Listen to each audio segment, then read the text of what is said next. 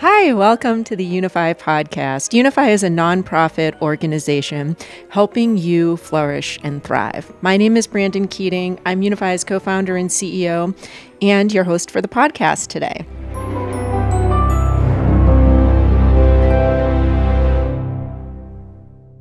We are so excited to have Scott Parsons with us, who is one of the 34 all-star authors of the book Leadership for Flourishing, and just has a wealth of expertise to share with us about his life developing character and leadership in the military, higher education, and beyond. Scott, welcome. I'm so glad to have you here today.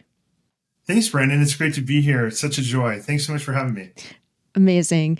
So, Scott, let's dig right in with defining this term leadership for flourishing. A lot of times when we think about flourishing, we think of some of these goals around having vibrant health, vibrant well-being, a sense of purpose, making sure that we have the material things that we need. How does one lead for flourishing in your estimation?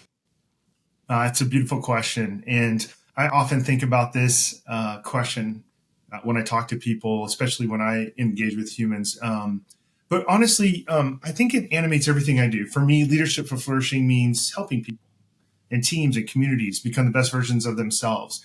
And not just in terms of performance, but in terms of character and well-being. It's leadership that helps others do good and become good, that cultivates both excellence and virtue. Traditional leadership often focuses on outcomes, on efficiency, metrics, results. Those things matter, of course, but flourishing leadership begins one layer deeper with the moral human question of who are we becoming as we lead and work together.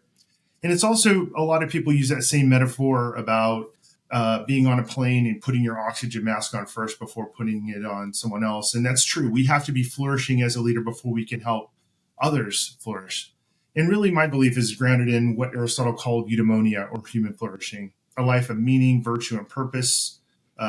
Flourishing leaders model and nurture the qualities that make that possible: trust, humility, gratitude, compassion, and ultimately practical wisdom, the capacity to do the right thing in the right way for the right reasons. So for me, leadership for flourishing is less about managing people and more about cultivating environments of character where people feel valued and cared for and inspired to grow. It's about creating workplaces, schools, communities where everyone can thrive, where success and goodness are not in competition, but in harmony. And that's what I call leadership for flourishing. Leadership rooted in love, guided by wisdom, and animated at the good. Thanks so much, Scott. And I sort of previewed some of the different roles you've played in the world in your professional journey. Can you share with folks in a little more depth, just sort of a little bit about what your professional journey has looked like? Yeah, no, absolutely glad to do that. I initially was an elementary school teacher and had a lot of student loans, and joined the Army to pay my loans off, and became a military intelligence officer and spent a lot of time doing that. I thought it'd be a short period of time and pay my loans off, but 22 years later, I found myself still there and retiring. I know that feeling. The last decade of my military service was spent at West Point teaching philosophy and ethics to cadets. And from there, I retired and I took a position there doing the same thing, working with, still teaching, still being a professor, but also integrating character development and leader development into the summer training programs. And from there, I went to the Texas Tech University system as an assistant vice chancellor for character and ethics, where my job was to integrate character and leadership into student programs and faculty and staff programs across the 5 universities in the system. And now, in addition to having my own company, I'm also now the executive director for the Center for Character and Leadership at Fairleigh Dickinson University, where we do help people internally at the university, but we're also helping medical schools. We're helping Fortune 500 companies, nonprofits, and small businesses develop flourishing within their organization. And so tell us a little more about young Scott, who was the predecessor to this person who has been a teacher and joined the military and so forth. How did you become you? Honestly, as far back as I can remember, I was a very curious person, idealistic, maybe too idealistic, but someone who drew a lot on humor to connect with people. That was my special skill. That was my Mhm. superpower, was to be able to make people laugh, and it made people feel, at ease with me. But I Mhm. was always drawn to big questions about meaning and purpose and goodness. And over time, through mentors and a lot of mistakes Mhm. and a lot of grace, moments of grace, I've learned that true strength isn't just toughness, it's toughness with purpose. And so how Mm. did I become me? I would say it's by discovering again and again that flourishing begins with character, and character begins with love. I think that's such a great nugget that folks, sort of feel like toughness and flourishing maybe are at odds, but that those things are two actually completely intertwined. I really love your perspective there, Scott, and definitely want to come back to that. In terms of a little bit more about you, I'm curious to know what's something about you that would surprise other people. Well, I think it would probably surprise people that don't know me, that I actually absolutely love football. But when people hear that phrase, they think of the NFL, they think of college football, Yeah, and particularly I in mean, Texas, right? right? Yeah, exactly. But I mean world football. I mean what Mhm. many people around the United States would call soccer. So I got my PhD in the United Kingdom at the University of Birmingham, and while there, I was still a soldier, still an Army officer, and Aston Villa, the club, one of the clubs there in Birmingham, would give discount tickets to the military, to vets, and so for £9, for about $13, $14, I got a seat right behind the bench, the guest bench, the dugout, and right there on the field. And so I fell in Wow. love with the game, fell in love with that team, and so yeah, that's probably something surprising most people don't realize is I'm a big football/soccer fan. Fantastic. Well, one day we'll have to go to a game or a match, as the case may be. Yes. Um, so, coming back to this idea about um, the different ways in which people think about leadership and maybe how flourishing, um, which can seem like sort of a woo woo or a soft word, can actually help us lead in a very strong way. Was there a moment, maybe during your service or afterwards, maybe a turning point when you realized that flourishing wasn't just about mission and success, but really also about human flourishing? Or did that start earlier? When did that really click in for you?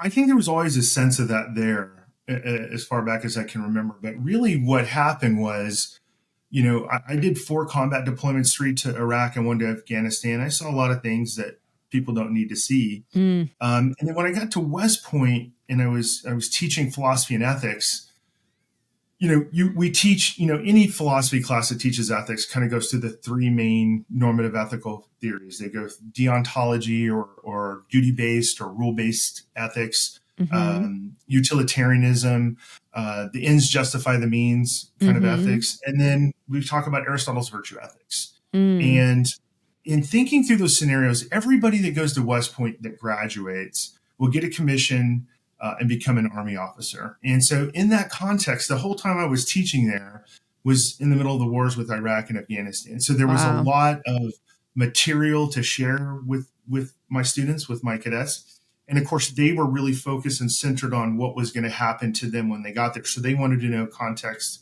Of course. dependent things. And so for me, teaching ethics in those moments and using those examples would force me to reflect and think about what that means. And so if we think about, say, utilitarian ethics, or the ends justifies the means, I don't think anybody wants to see that in war, right? Right. That doesn't seem like a good idea, right? And then also within the context of deontological or rule-based ethics, or some people refer to Kantian ethics in this way. Following rules seems to make sense, right? There's rules Mm-hmm, everywhere in the military. There are rules, how we dress and how we act and the way we have protocol. mm-hmm. Same is true at West Point. West Point has these interesting tradition and rules you have to follow. They have a cadet honor code that says a cadet will not lie, cheat, steal, or tolerate those who do. And so this makes a lot of sense. So maybe rule-based or deontological-based ethics is a good fit. But the problem is, in those moments in combat, you see a lot of things that happen where people use the rules to stop themselves from doing the things that they should be doing. Oh, They use that as an interesting. excuse. Yeah. Or what they do is they use it to justify bad behavior. The rules say I can do this, or they don't say I can't. And so that's why I didn't think that was the right way to think about ethics. But when we think about Aristotelian virtue ethics, it's about the right amount of that character trait, that character strength in the moment based on the situation and the activity that's happening and what's going on. And so that is context dependent. And so it always encourages you in that moment to do the right thing. You may not do the right thing, Right. but at least virtue ethics is encouraging you to do that. And if we think about being a soldier or an officer in a combat situation, that's what we're going for, right? We're trying to flourish because you're in a situation where you're being shot at, you're taking lethal action, you're receiving it, you have friends dying. Those moments are very difficult, very challenging, and we want people to think in those moments about the right thing to do at that moment. So it sounds like there's an adaptability that you're training into folks to be able to carry those virtues from situation to situation, and particularly when situations are evolving really quickly in a military context and are very high pressure. Is that right? No, that's absolutely true, Brandon. And honestly, with anything in life, the more you practice it, the better you get at it, right? Whatever it is. I often use this innocuous example about shooting a free throw. We know people that are really good at it and people that are really bad at shooting free throws. And the thing that we know about people that shoot free throws is they're the people that are there before practice starts shooting them. They're the people that stay late to shoot them. When you drive by their house on the weekends or in the evening, they're in the driveway shooting the free throws. And that's true of virtue and also of practical wisdom. The more you practice it, the better you get at it. So we want more reps. You know, you could watch a YouTube video. You can watch a YouTube video on how to shoot a free throw, but that's not going to make you sink any free throws. That's just getting you started. Theory, you need a little bit of theory and a whole lot of practice. And so we want them to get that practice in before they find themselves in a combat situation. So what if I'm like an everyday person watching or listening to this podcast right now, and I don't imagine I'm going to be in the military anytime soon? How do I get my reps? How do I practice virtue in my day-to-day life? Are there some easy ways that, you know, when I get done listening to this podcast, I could take 5 minutes, or how do I get it integrated into my life? Yeah, no, that's beautiful. And I think there's so many ways to do that to get the practice in. And it's really about trying to manipulate or use wisely that little gap between stimulus and response. So if you can do that, let's say you're driving and someone cuts you off, and maybe your instinct is initially to honk or use your hand to make a gesture or to curse or something. Maybe tell yourself, you know what? Maybe they're in a hurry. Maybe they're trying to get their loved one to the hospital. Maybe they just got a phone call that there's an emergency. You're not in a hurry. Just slow down. And the more you practice that, the more it's going to become second nature, and you're not going to get as angry. And obviously, why do you want to get angry when you don't have to? So if you could put these into practice, the other thing I would say is 2 things you can do. One, I love chocolate and I love ice cream. And I have to tell myself sometimes not to do it, right? And sometimes it's very difficult. But what I say to myself, I have this little mantra that I do that I say to myself when I want to do that. And I say, do the right thing because it's the right thing. And eating ice cream at night before you go to bed is not the right thing. And sometimes I give in. I'm not a perfect human.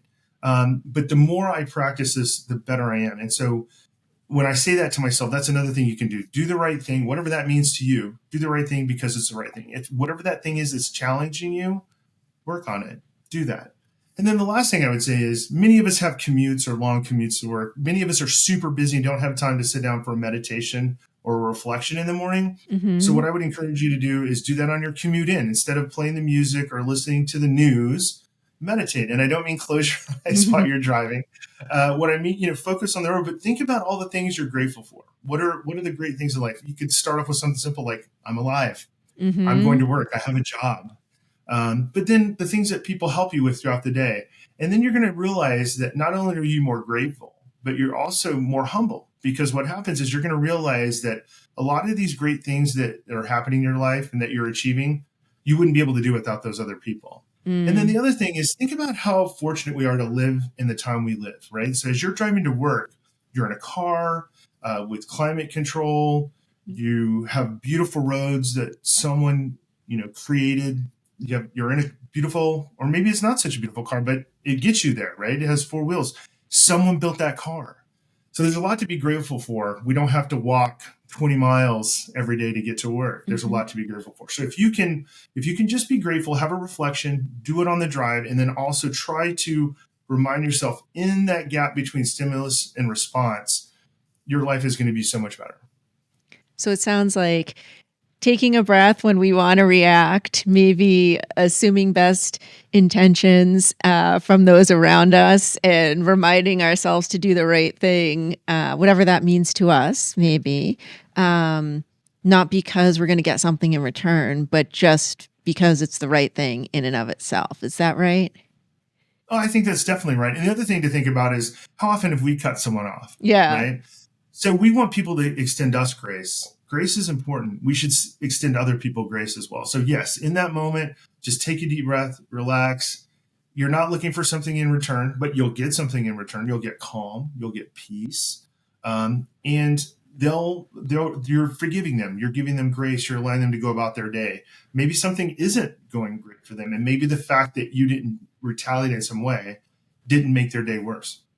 And taking little moments of gratitude on the commute, I think, is such a great idea. It's so easy, even when we're not scrolling on our device, to be mentally scrolling through all the stresses of the day. So I love the idea of replacing that with a little scroll of gratitude. That's fantastic. Thank you. I have this curiosity in the back of my mind as we're talking about our regular contexts. Back in the military context, what does it mean to fully flourish and thrive? You described you could be shooting at other people. People could be shooting at you. Some pretty scary and dangerous stuff is happening. How does one flourish, or what does it mean to be flourishing in that context? So there are moments that, the Army is more at peace now in the world's, well, I shouldn't say the world, but we are not actively engaged in military combat. So that's, so in many ways, like whether you're a student or in business or in anything, being a flourishing leader, is important. But within the context, if we can go back to what you said, in those moments when there's a lot of life-threatening things going on, there's a lot of things that come out of that. So for instance, when you're taking a human life, when you observe the death of comrades, and many people receive life-altering wounds, they can't drive anymore, they can't walk, or they have to have specially equipped vehicles. Many military veterans have long been vulnerable to substance abuse disorders, whether we're talking about drugs or alcohol issues, but also mental health diagnoses such as post-traumatic stress disorder, moral injury, and then homelessness and suicide. And all of those things occur in the military population and the veteran population more so than the general population. And so these sobering facts alone are reason enough to develop leadership for flourishing in a context for the military. So how do we do that? How do we help them be the best versions of themselves so they don't experience this? So I think if we do, again, practice this idea of virtue, right? Try to do the right thing in the right way at the right time. The more you practice that, the easier it is. And that means it's less likely that you're going to get PTSD. It's less likely that you're going to do an action that later you will regret and think about for the rest of your life. Every day you'll think of it, and that's moral injury. You've done something that you wouldn't normally have done, or you didn't do something that you normally would that would have prevented this, and that's a moral injury. So I think if we're putting into practice this idea of being the best version of ourselves, if we're trying to be virtuous, if we're trying to make the right decision between that moment of stimulus and then your response, it's going to limit those chances of all those things I described, suicide, alcohol abuse, mental health diagnoses, homelessness. It's going to be less likely that it occurs. It won't prevent it, but many people that have suffered these things in combat, this results. Minimizing the suffering, in such an urgent circumstance. And now at Texas Tech University, you were shaping leadership and culture development across a pretty large institution, right? What does that look like in practice? Yeah, it's fascinating. Thank you for asking about that. Yeah, so it's a university system. And so in different places around the country, Texas does this. They have university systems where they bring universities together under an umbrella. And so the Mm-hmm. Texas Tech University system has 5 universities, 3 traditional undergraduate and graduate programs, 2 medical universities. And I say medical universities because they'll have things like medical schools, dental schools, vet schools, physicians, associate schools, nursing, you name it, right? Health Mm-hmm. professions. And within those 5, in addition to those 5 universities, we have more than 60,000 students. There's more than Wow. 20,000 employees.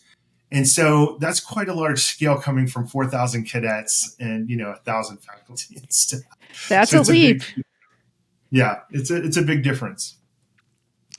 And you are now the director of the Center for Character and Leadership at Fairleigh Dickinson University. And as I understand it, you are giving Flourishing at Work workshops to organizations using a newly validated measurement instrument.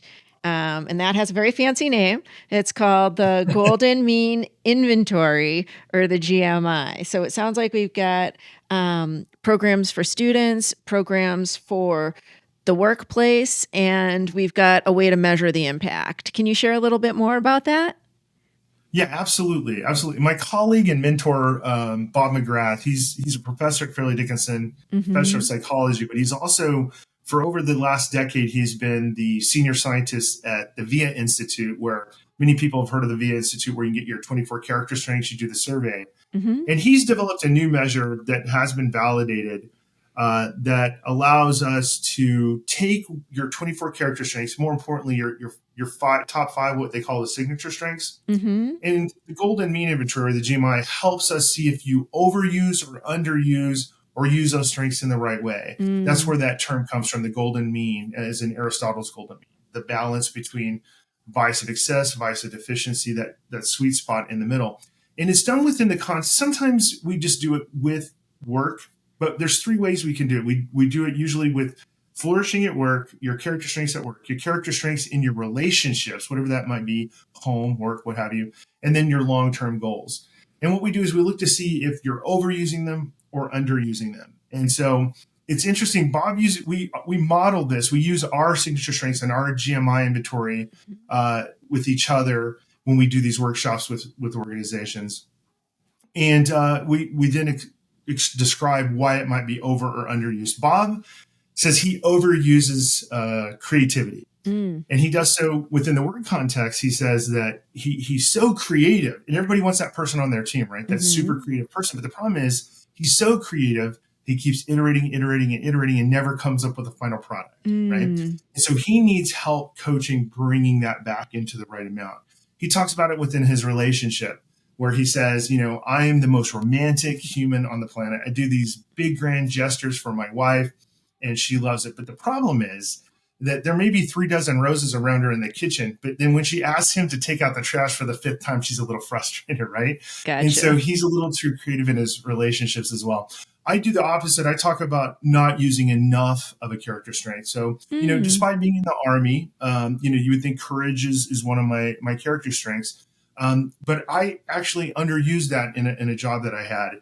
And that's because I had a toxic leader and it made my life miserable. And so they were doing things they shouldn't. I wasn't going to step up and point that out to them, that they were doing the wrong thing, or challenge them, because I didn't want to get fired. And Mm-hmm. so I didn't have enough moral courage in that moment. And so that's the example I give.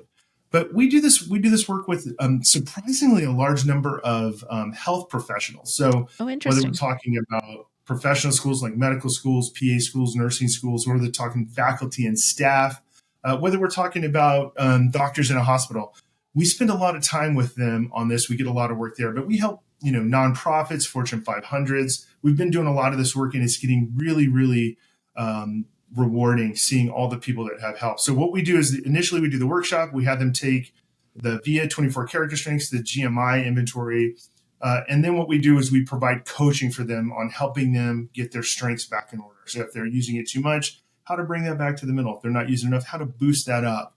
And it's been really, really, exciting to see how this really helps people. Yeah, that sounds really practical. And you said there are 24 different Mhm. character virtue indicators. Could you give a few more examples of those just to help people wrap their minds around what we're talking about when we talk about the elements of character and virtue? Yeah, no, absolutely. Leadership is one of them. Mm-hmm.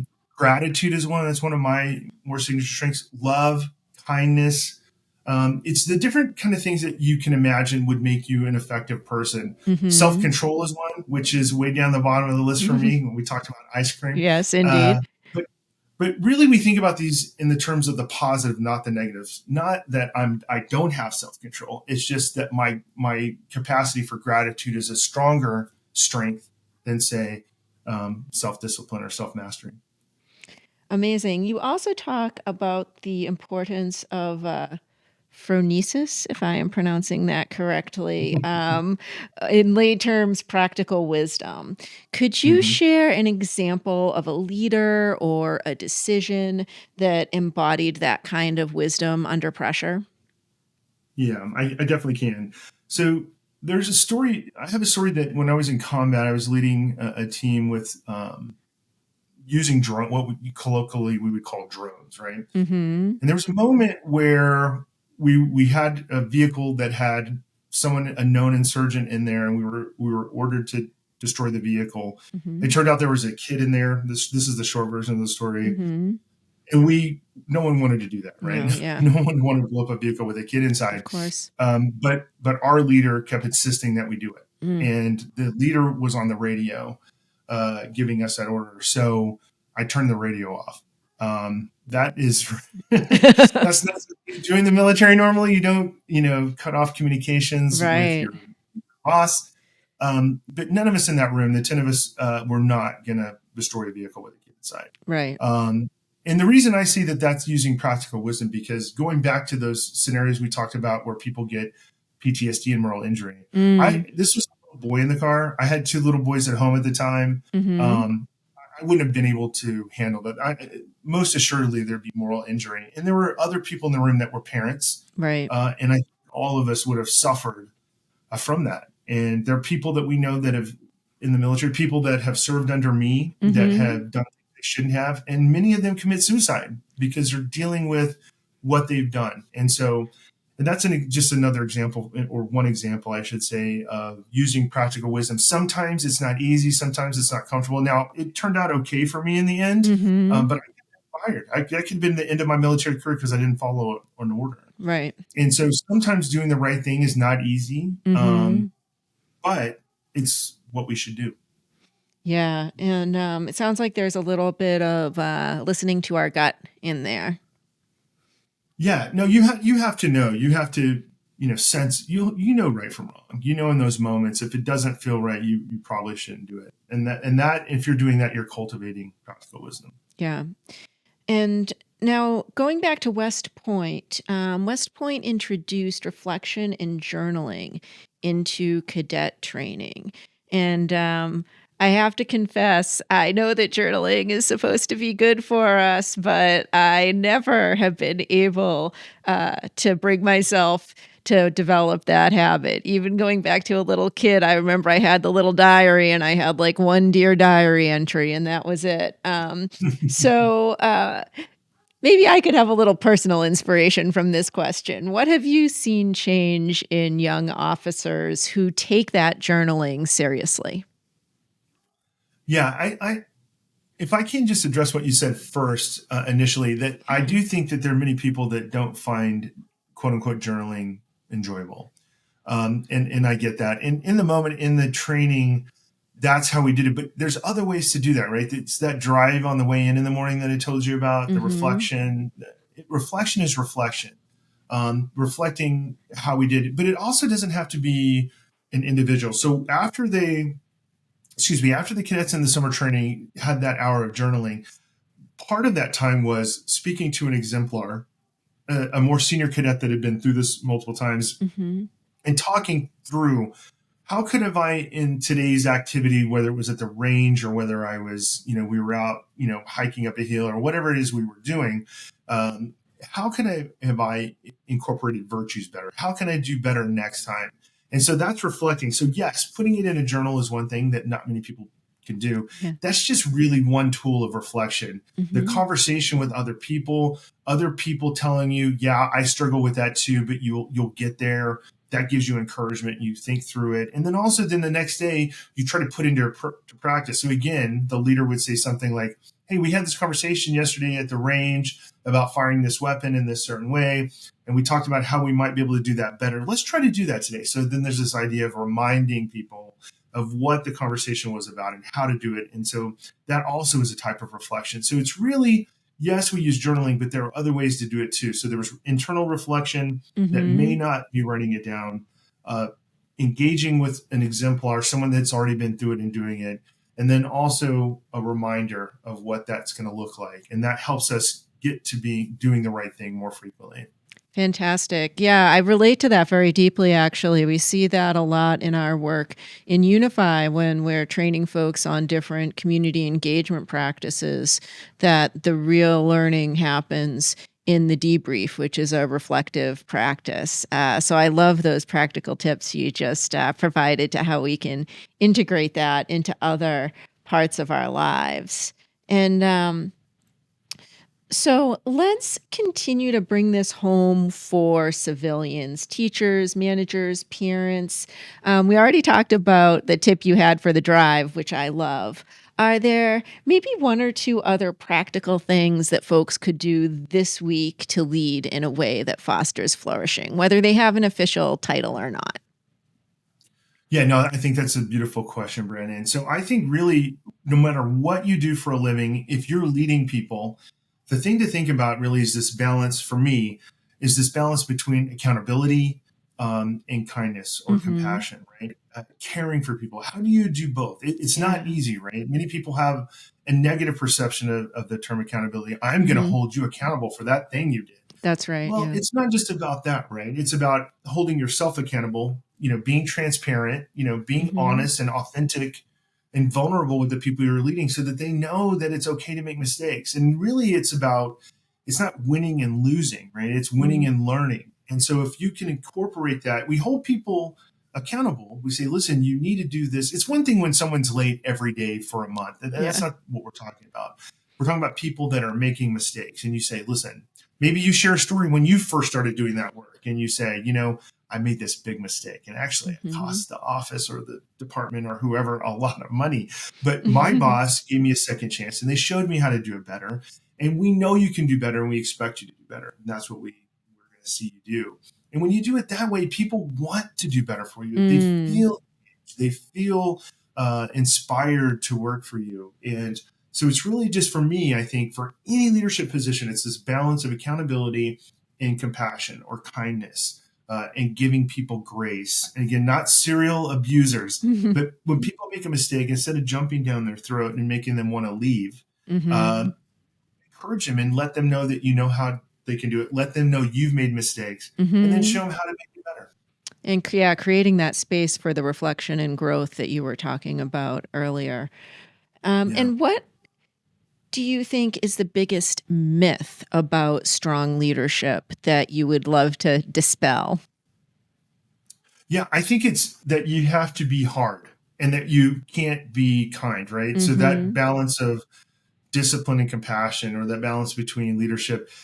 Toxic leadership is toxic leadership. No one wants to be around that. You're not going to, if your job is to help garner a profit in some capacity, you're not going to do that, right? The people that work for you are not going to want to work for you. The customers you have are not going to want that product. You really need to show that you can not only be a good leader, but you lead by example and you incorporate this idea of compassion, kindness, and again, be an authentic leader and be a vulnerable leader. And that's going to bring your team together, the people that you lead, and it's going to help, achieve the mission and goals that you have for your organization. Yeah, it's sort of paradoxical, isn't it? The mythology of the strong exterior, when we can be a little bit more vulnerable, it actually takes more bravery and encourages more people to follow us. Yeah. So true. So true. So Scott, what's next on the horizon for you, and how can people engage with you if they've been inspired by what you're sharing?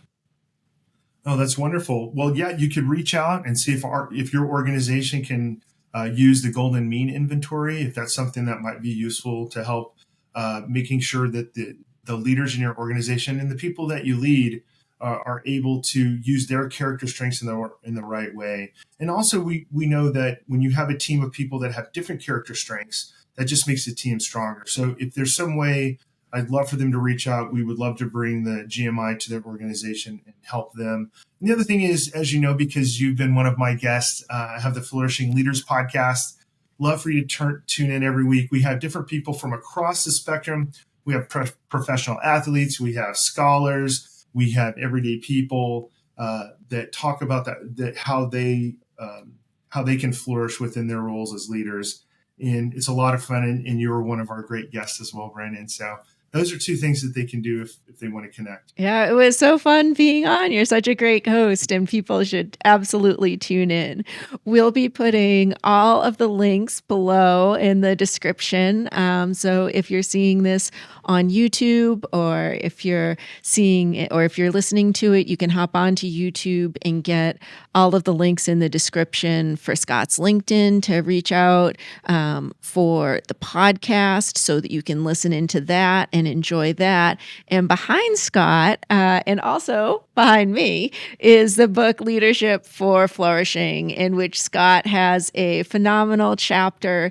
So if you want to learn more about the concepts that he's been sharing, you can deep dive into that in the Leadership for Flourishing chapter, and we'll put the link to purchase that book down below as well. And additionally, another simple thing to make a big difference is actually just to go ahead and click like and subscribe below this video. We are really trying to get the word out to more people about easy, positive things we can all do to flourish and thrive and help other people flourish and thrive. So by clicking that like button or clicking that subscribe button, by commenting below, you're helping this information reach more people who might not otherwise have access to it. And that in and of itself is a huge help.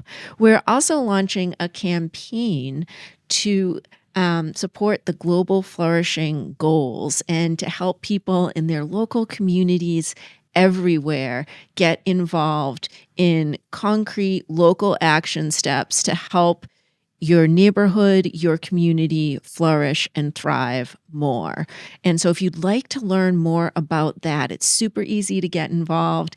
You can send an email to writethefuture@younify.org. And Unify is spelled this funny way with the YOUnify, and Write the Future is written out. So writethefuture@younify.org, and we'll get you connected with the Write the Future campaign in your local community. And Scott, one last question as we're closing out here. Is there a book or a quote that you come back to again and again for inspiration? Yeah, so I'm a big Stoic fan of the Stoics, and so any of their work you can reference are important. I think the biggest thing I think of is my favorite quote is, your mind will be dyed by the color of your thoughts. So then soak your mind in such things as goodness and positivity and love. And that's what I'll leave you with.